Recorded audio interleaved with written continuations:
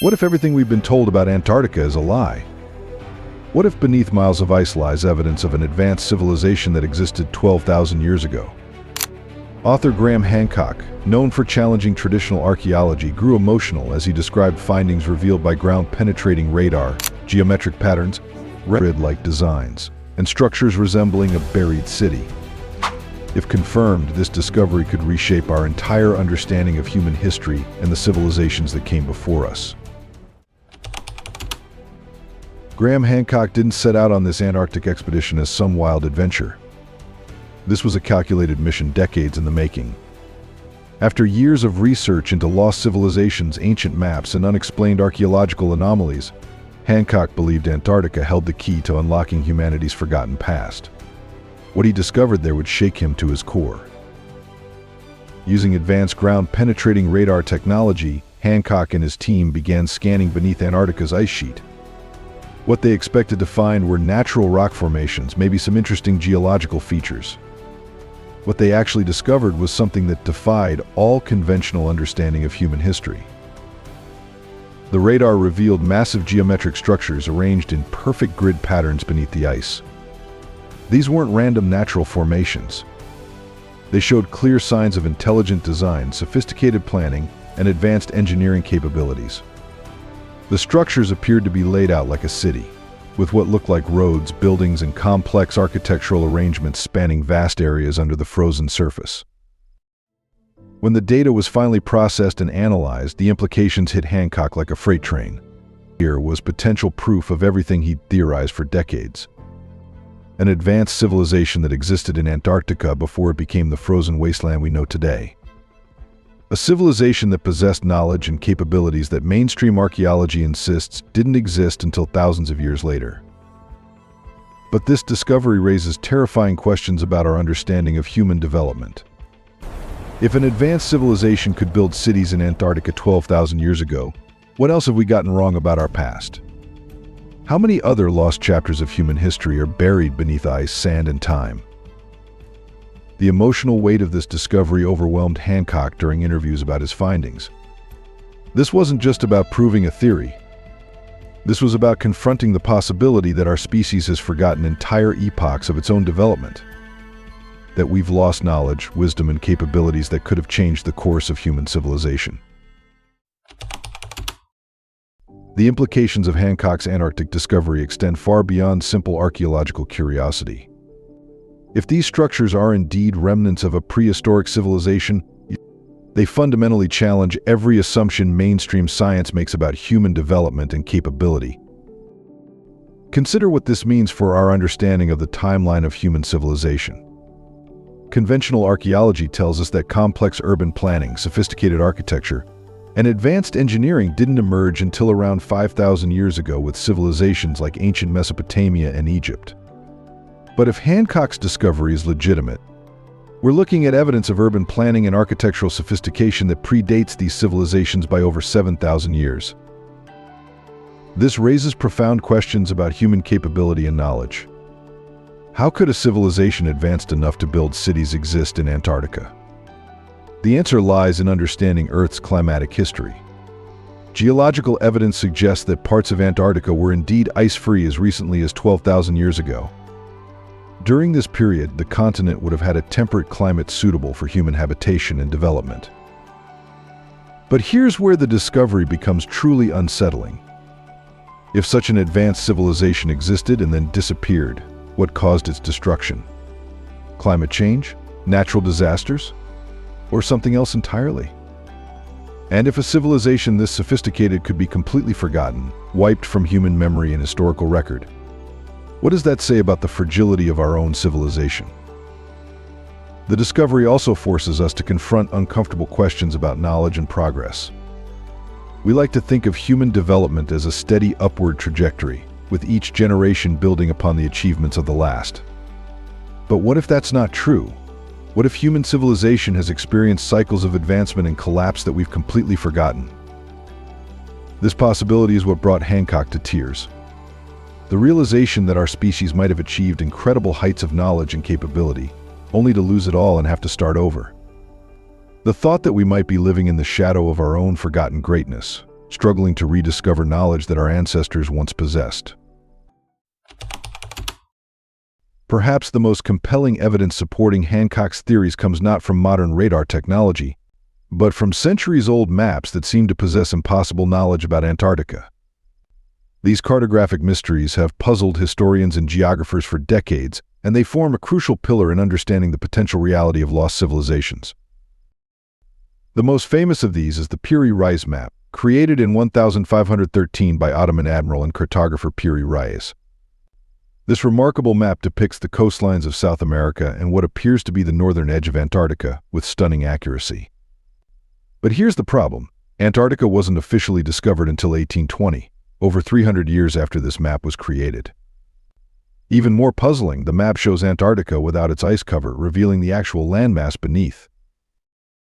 How could a 16th-century cartographer possess such detailed knowledge of a continent that wouldn't be discovered for centuries? The accuracy of the South American coastline alone is remarkable for the period, but the Antarctic depiction is simply impossible according to conventional history. The mystery deepens with the Orontius Phineus map from 1531. This map presents an even more detailed view of Antarctica, again ice-free, with topographical features that closely match what modern seismic surveys have revealed lies beneath the ice. The level of detail and accuracy is so precise that it suggests the mapmaker had access to information that we've only recently been able to verify with advanced technology. Charles Hapgood, who extensively studied these ancient maps, concluded that they demonstrated knowledge of advanced spherical trigonometry and sophisticated surveying techniques. This level of mathematical and cartographic sophistication wasn't supposed to exist in ancient times, according to mainstream historical understanding. Hancock proposes that these maps were copied from much older sources, created by the advanced civilization he believes once inhabited Antarctica. These original maps would have been created when Antarctica was ice-free and habitable, then passed down through various cultures and civilizations until they reached the medieval cartographers who incorporated them into their own work. This theory explains not only the impossible accuracy of these maps, but also why they show Antarctica in an ice-free state. The original mapmakers weren't guessing or speculating. They were recording what they could actually see and survey during a time when Antarctica was accessible and inhabited. The existence of these maps provides crucial supporting evidence for Hancock's Antarctic discovery. They suggest that knowledge of ice-free Antarctica existed in human civilization long before modern exploration, supporting the possibility that an advanced culture once thrived on the continent before climate change transformed it into the frozen wasteland we know today. If you like this video, be sure to subscribe and hit the bell so you don't miss any future episodes. Don't forget to share it with your friends too. It helps the channel out, and I'm excited to continue bringing you more awesome content. Hancock's journey to Antarctica wasn't undertaken lightly. This expedition represented the culmination of decades of research, theorizing, and preparation. The decision to venture to one of Earth's most hostile environments was driven by an unshakable belief that the frozen continent held answers to questions that had consumed his entire career. The logistical challenges of mounting an Antarctic expedition are staggering. Even with modern technology and transportation, reaching the continent requires months of planning, specialized equipment, and contingency preparations for every conceivable emergency. The harsh weather conditions, with temperatures dropping well below freezing and winds that can reach hurricane force, make Antarctica one of the most dangerous places on Earth for human exploration. But Hancock was undeterred. Accompanied by a carefully selected team of experts, researchers, and technical specialists, he embarked on what many considered a fool's errand. Critics dismissed his expedition as pseudoscientific sensationalism, but Hancock knew that only direct investigation could provide the evidence needed to support his theories. The voyage to Antarctica itself is a journey into isolation, unlike anywhere else on Earth.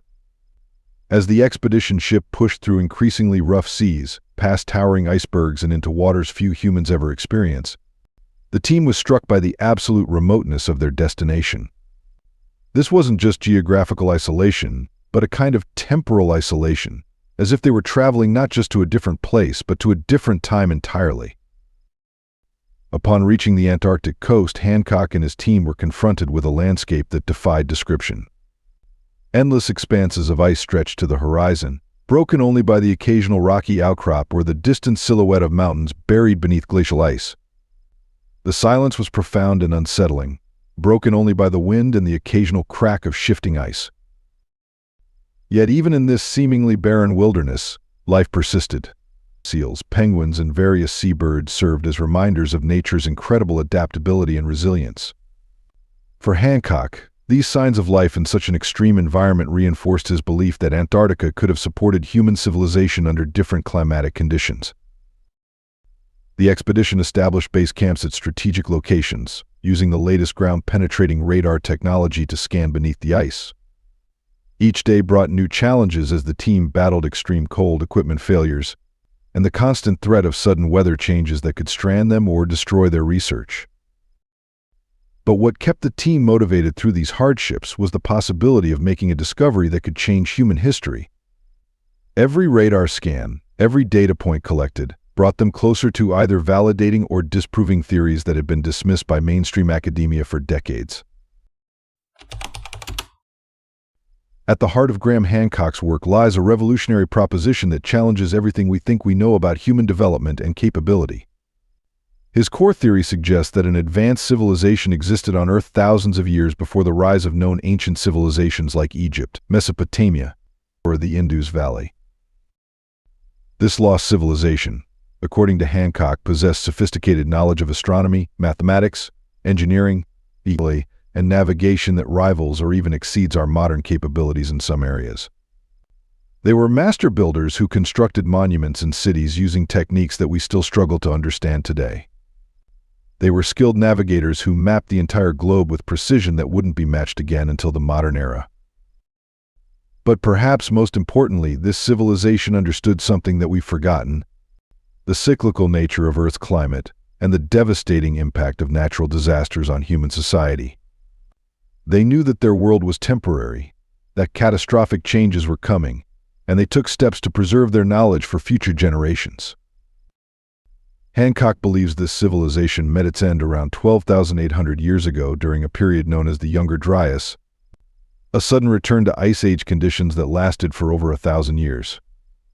This climatic catastrophe, possibly triggered by comet impacts or massive volcanic activity, would have devastated any advanced civilization, forcing survivors to abandon their cities and revert to more primitive ways of life.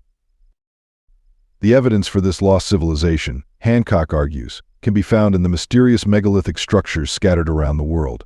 Sites like Göbekli Tepe in Turkey, the Sphinx in Egypt, and the underwater structures off the coast of Japan all show signs of being much older than mainstream archaeology acknowledges. These monuments, he suggests, are either remnants of the lost civilization itself or attempts by survivors to recreate their former glory. Antarctica plays a crucial role in this theory because it represents the one place on Earth where evidence of this civilization might still be preserved. While other continents have been subject to erosion, development, and natural disasters that could destroy archaeological evidence, Antarctica's ice sheet has acted as a protective barrier, potentially preserving structures and artifacts in a kind of natural time capsule. The geometric patterns discovered by Hancock's radar surveys fit perfectly into this theoretical framework. If an advanced civilization did exist 12,000 years ago, and if Antarctica was habitable at that time, then it makes perfect sense that they would have established settlements there. The sudden onset of the Ice Age would have forced them to abandon these settlements, which would then have been buried and preserved under miles of ice. Hancock's research extends beyond mere technological advancement to explore the spiritual and consciousness-related aspects of these lost civilizations. He argues that our ancestors possessed a sophisticated understanding of human consciousness and its potential that we've largely forgotten in our modern materialistic worldview. This aspect of his work focuses on the use of psychoactive plants and substances in ancient religious and spiritual practices. Hancock suggests that these altered states of consciousness weren't just recreational or ceremonial, but served as genuine tools for accessing knowledge and understanding that normal waking consciousness couldn't reach. Archaeological evidence from around the world supports the idea that ancient cultures regularly used substances like ayahuasca, psilocybin mushrooms, and other psychoactive compounds in religious contexts. Cave paintings, religious artifacts, and mythological stories all contain references to experiences that closely match what modern users of these substances report. Hancock proposes that the lost civilization he's researching had developed this consciousness technology to an advanced degree. They understood how to use altered states of consciousness to access information, solve problems, and gain insights that would be impossible through ordinary thinking. This knowledge, he suggests, was integral to their technological and architectural achievements. The spiritual dimension of this lost knowledge is what makes Hancock's discovery in Antarctica so emotionally powerful for him. It's not just about finding evidence of advanced technology or sophisticated architecture. It's about reconnecting with a lost aspect of human potential, a way of understanding reality that our modern civilization has abandoned in favor of purely materialistic approaches. This perspective explains why Hancock became so emotional when discussing his Antarctic findings. For him, this isn't just an archaeological discovery, it's a spiritual homecoming. It's evidence that humanity once possessed wisdom and capabilities that we've forgotten, and that by rediscovering this lost knowledge, we might be able to solve problems and overcome challenges that seem impossible with our current limited understanding. The moment when Hancock's team processed the radar data from their Antarctic expedition marked a turning point not just in his research, but potentially in our understanding of human history itself. After days of scanning beneath the ice, collecting terabytes of data while battling extreme weather conditions, the team finally had enough information to create detailed images of what lay hidden beneath Antarctica's frozen surface. The initial data processing was conducted in a heated shelter, with team members huddled around computer screens as sophisticated software translated radar signals into visual representations of subsurface structures. What they saw defied their expectations and challenged their understanding of what should be possible in this remote, frozen landscape. The radar had detected massive geometric anomalies arranged in clearly artificial patterns. These weren't the random, chaotic formations you'd expect from natural geological processes. Instead, they showed the unmistakable signs of intelligent design: straight lines, right angles, symmetrical arrangements, and complex geometric relationships that could only result from deliberate planning and construction. The structures appeared to be organized in a grid-like pattern reminiscent of urban planning. There were what looked like major thoroughfares connecting different sections, smaller pathways branching off from main routes, and large rectangular areas that could represent buildings, plazas, or other architectural features. The scale was enormous, suggesting not just individual buildings but an entire city complex buried beneath the ice. Most remarkably, the depth measurements indicated that these structures were buried under several miles of ice, consistent with Hancock's theory that they were built during a time when Antarctica was ice-free and had been gradually covered as the climate changed over thousands of years. The precision and sophistication of the layout suggested a level of urban planning that rivals modern cities. Whoever built these structures understood principles of organization, logistics, and large-scale construction that we associate with advanced civilizations. This wasn't the work of primitive hunter-gatherers struggling to survive in a harsh environment. This was evidence of a sophisticated society with the knowledge, resources, and organizational capability to build permanent settlements on a massive scale. For Hancock, seeing this data was the culmination of decades of research and theorizing. Here was potential proof of everything he'd argued for years, that human civilization was far older and more advanced than mainstream archaeology acknowledged, that our ancestors possessed capabilities we've underestimated, and that major chapters of human history have been lost to time and climate change. But the discovery also raised profound new questions. Who were these builders? How did they acquire the knowledge and skills necessary for such sophisticated construction? What happened to them? And most importantly, what other evidence of their existence might be waiting to be discovered? The emotional impact of this moment was overwhelming for Hancock. This wasn't just vindication of his theories, it was a glimpse into a lost world that could fundamentally change how we understand our own species and its capabilities. To understand the significance of the Antarctic discovery, it helps to understand the man behind it. Graham Hancock did not begin as an alternative historian. He started as a respected journalist, writing for leading British outlets such as The Guardian and The Times. His early career was defined by investigative rigor, fact-checking, and a dedication to journalistic standards that later shaped his unconventional research. Hancock's shift came gradually. While reporting, he encountered evidence that resisted neat explanation, structures too advanced for their assigned age, archaeological anomalies dismissed by academics, and recurring patterns suggesting that human civilization might be older and more complex than official timelines allowed. The turning point was his 1995 book Fingerprints of the Gods. After years of research into lost civilizations and global anomalies, Hancock proposed that an advanced culture once thrived in prehistory, leaving behind traces in monuments, myths, and maps that survived their destruction. The work was instantly controversial. Scholars criticized it as speculative and unprovable by conventional methods, yet millions of readers embraced it, captivated by its arguments and evidence. What distinguished Hancock from other alternative voices was his commitment to first-hand research. He visited sites, studied artifacts directly, and applied modern technology rather than working solely from second-hand reports. His travels took him to Egypt to examine the Sphinx, to Turkey's Göbekli Tepe, to South American megaliths, and to submerged sites where rising seas may have buried ancient settlements. Criticism from academia has followed him throughout his career. He has been labeled a pseudoscientist and accused of promoting fringe ideas, yet his audience has grown steadily. Many value his willingness to ask questions others avoid and to challenge accepted narratives about humanity's past. What drives Hancock, however, is not controversy but passion. He believes rediscovering humanity's forgotten history can help us better understand our potential. His emotional response to the Antarctic findings reflects that conviction, that discoveries beneath the ice could transform our understanding of who we are as a species. Hancock's path from established journalist to controversial researcher highlights the risks of questioning orthodoxy. His readiness to stake his reputation and career on pursuing difficult truths has made him polarizing, but also positioned him to uncover possibilities that, if confirmed, may alter the story of human history itself. When Graham Hancock broke down in tears discussing his Antarctic discovery, it reflected more than emotion. It captured the weight of a lifetime spent challenging accepted history, the sense of vindication that came after decades of research, and the profound implications that such findings carry for our understanding of human civilization. His reaction wasn't about proving himself right. It was about confronting the possibility that humanity has forgotten entire chapters of its own story. If advanced societies once thrived and vanished, leaving only fragments, what does that say about the permanence of our own achievements?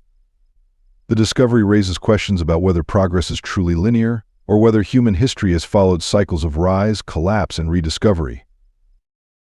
Hancock's findings suggest we may not be the first advanced civilization on Earth. Knowledge can vanish as quickly as it is gained, leaving future generations to rebuild from almost nothing. Yet there is also hope in this perspective. If people 12,000 years ago engineered structures beneath Antarctica, it speaks to the vast potential still within us. The skills and understanding that created those achievements may lie dormant, waiting to be rediscovered. Ancient maps depicting Antarctica without ice suggest that fragments of this knowledge may have survived in myths, monuments, and traditions often dismissed by academia. To Hancock, these traces represent a hidden continuity, a legacy whispering across time. His tears reflected not weakness but recognition, a sense of reconnecting with a forgotten part of humanity's heritage. The structures buried beneath the ice are more than archaeological evidence. They are reminders of human fragility and resilience, of how easily knowledge can be lost and how vital it is to preserve and expand what we know today. Hancock's response shows this quest is not just academic, it is deeply personal, even spiritual, a search for meaning, continuity, and responsibility. As discoveries emerge, the central questions remain. Are we prepared to accept that our history may be incomplete, and will we use this knowledge to guide the future? Hancock's tears remind us that uncovering the past is also a journey into who we are, what we might become, and what we must not lose again. If you enjoyed today's video, please give it a like, and don't forget to subscribe to the channel. Your support means a lot to us. Thank you so much for watching, and we'll see you in the next video.